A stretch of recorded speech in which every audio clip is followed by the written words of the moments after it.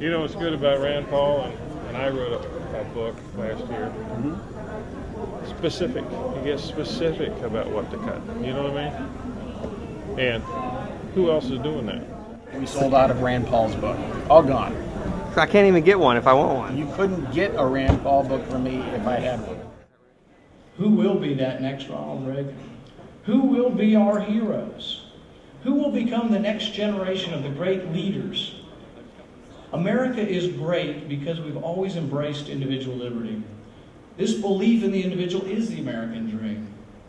To lead us away from the precipice that is this looming debt crisis, it will take someone who believes in America's greatness, who believes in and can articulate the American dream. My name's Peter, I'm from New Zealand. I'm actually on the way to Canada where I have a job with a think tank. Well, to be honest, compared to most of the politicians we have in New Zealand, all the Republican candidates are pretty great. I saw Romney speak last week and gave a really inspiring speech, but I think if I was here in the US, I'd probably vote for Ron Paul, and I think Rand Paul's doing a really good job in the Senate as well, and I think he'd be one to watch for the future as well. What is it particular about Ron Paul that gets your attention? It's the philosophy and the ideas. I know that's what everyone says, but it's not about the guy, it's about the ideas, and I think that's really important in politics. You've got to have those ideas that underpin the policies and the people, and that's what actually builds a movement. If the American dream dies, so does our country. Our prosperity, it comes from our freedom, a freedom that's enshrined and protected by the Constitution. Washington today, though, is ruled by a different sort. You've got special interests on the right and on the left who clamor for more of your money. They come in front of my office. They're sitting in chairs. I call them the beseechers. They've got their hands out looking for something. There's nothing left to give. We're borrowing 40 cents on every dollar. We're borrowing $40,000 a second. There's nothing left to give them. Even our party has yet to grasp the significance and the imminence of this coming debt crisis. It's coming. It will take bold leadership.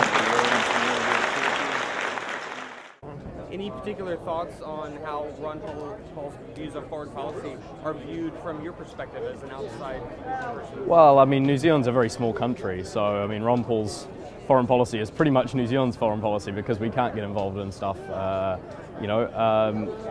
don't think what Ron Paul is actually saying is actually all that strange. I think all he's saying is that if we are going to get involved, we need to actually do it through a proper process that the Constitution sets out. You know, the Congress needs to authorise it, and if they did that, I don't think he'd have any problem. And so I don't think he's saying we're not going to get involved in anything around the world at all. He's just saying, actually, government is very dangerous. We have to protect the public from the government, and part of that is going through proper processes, and that's what we need to do in all policies, not just economics. This is why I always have said the Republican Party is an empty vessel unless we imbue it with values. We have to believe in something.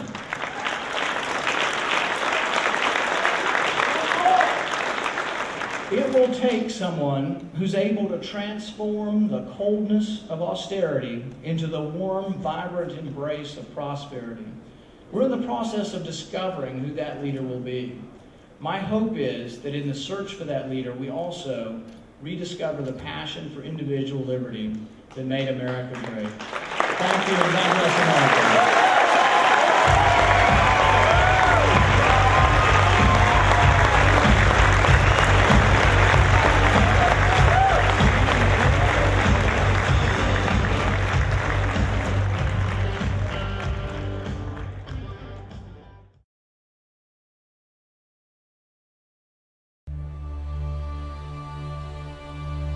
Click here to donate to support efforts to elect Ron Paul to the White House.